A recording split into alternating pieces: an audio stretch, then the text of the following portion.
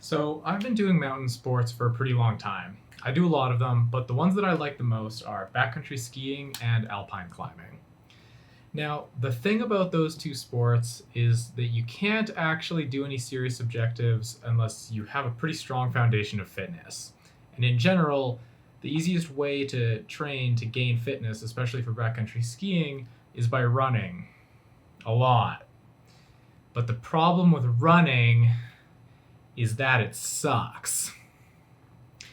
So once upon a time, I made this post in r/running, the subreddit, and it was one of the most upvoted posts of the year. It turns out that people who run also tend to really dislike running, which makes sense because it sucks. So after thinking about ways that I could motivate myself to keep up with my training, I had this idea. What if I could turn my runs into an ever-expanding art collection that I could put on my walls? And then that way I would have a really easy way to keep track of my progress, and also it would kind of look cool, and depending on how I do it, it could also tell me some insights about my performance. So how would this work? Well, basically the entire project hinges on the fact that I use one of these. This is an Apple Watch, although technically this would work with any type of smartwatch that'll track your heart rate and your location during your workouts. Because all it takes for this whole thing to work is heart rate, your coordinates, like latitude and longitude, your altitude, and your pace. And basically, these four parameters determine what the 3D object representing my run is going to look like. So after experimenting with a bunch of different mappings, I came up with one that generated objects that sort of struck a good balance between looking cool and also conveying important information.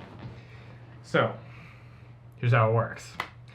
I start with the coordinates, which by default come out of Apple's HealthKit in geospatial coordinate format, and then I use those coordinates to generate vertices on a 2D plane in Blender, which shows the path of my run at scale. Now, you're probably thinking, hold on, the Earth is flat. The Earth is a sphere. How did you turn geospatial coordinates like longitude and longitude into Cartesian coordinates, which are on a flat plane with x and y? The answer is with mathematics. So now that I have this path, I could have extruded it and called it a day. But I kind of felt like that wasn't any different than looking at my route on Strava.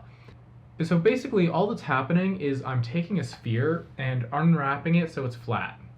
Then I say the starting point is at 0, whatever those actual latitude longitude coordinates are. I calculate the xy distance of each point after that relative to the original x and y that I started at.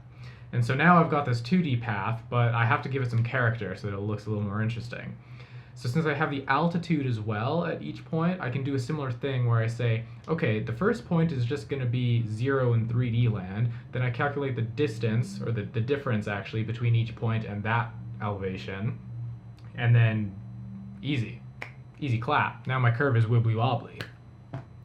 So the final parameter that affects the object's mesh is heart rate. And I wanted a way to visualize it along the curve itself. And so I came up with this analogy that when you're running, your heart beats faster. And when your heart beats faster, your blood vessels dilate, they expand. So I should probably just do the same thing with this curve that's moving through space, right? Oh yeah, looking like a happy tapeworm. So after that, it's pretty straightforward. I just extrude the mesh on the z-axis and boolean out the bottom bits that extend past my platform. And boom, we've got a solid path that can be 3D printed and mounted on the wall. I even added some text to give some explicit data about the activity. Now, it would actually be a lot of work to manually do this modeling each time, so I just made a script for Blender that does the entire process automatically. You just start with the iPhone app and then get all the workout data from HealthKit.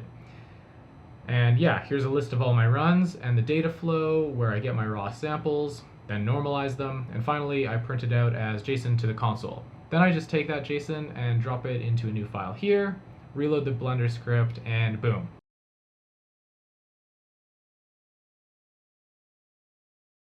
Here's the script running with delays in between each major step so you can actually see what's happening.